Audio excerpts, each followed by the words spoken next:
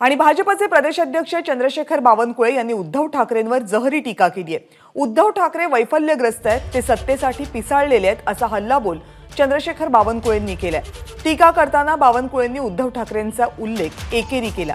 2024 ची निवडणूक उद्धव ठाकरेंसाठी सर्वात वाईट असेल असाही दावा बावनकुळेंनी केला।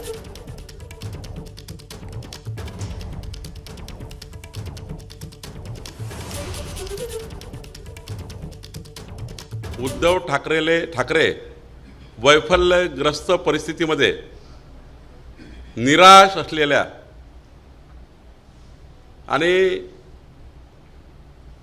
ज्याप्रमाणे बुद्धिभ्रंश होतो त्याप्रमाणे उद्धव ठाकरे वागत आहे की मागच्या वेळी तुम्ही 18 खासदार मोदींचा फोटो लावून निवडून आले होते। मोदीजी देवेंद्रजींचा पुढाकार होता, मोदींचा तुम्ही फोटो लावला। जेव्हा मोदींचा फोटो लावला तेव्हा औरंगजेब नव्हते,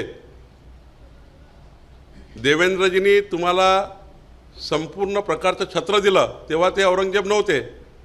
आणि आज सत्तेसाठी पिसाळलेला उद्धव ठाकरे मोदीजींना औरंगजेब म्हणतो आहे।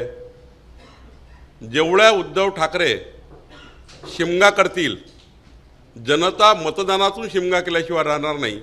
उद्धव ठाकरेंच्या राजकीय भविष्यातली सर्वात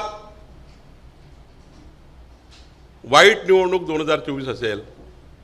आतापर्यंतच्या इतिहासात उद्धव ठाकरेला जेवढे मतं मिळाले त्यापेक्षा कितीतरी मतांनी उद्धव ठाकरेचा पराभव होईल। खरं तर जरा येऊ द्या, 4 जून दिसेल, तुम्हाला दिसेल आपल्याला। आणि त्यामुळं मला वाटतं महाराष्ट्राची जनता बदला घेईल। एबीपी माझा, उघडा डोळे बघा नीट।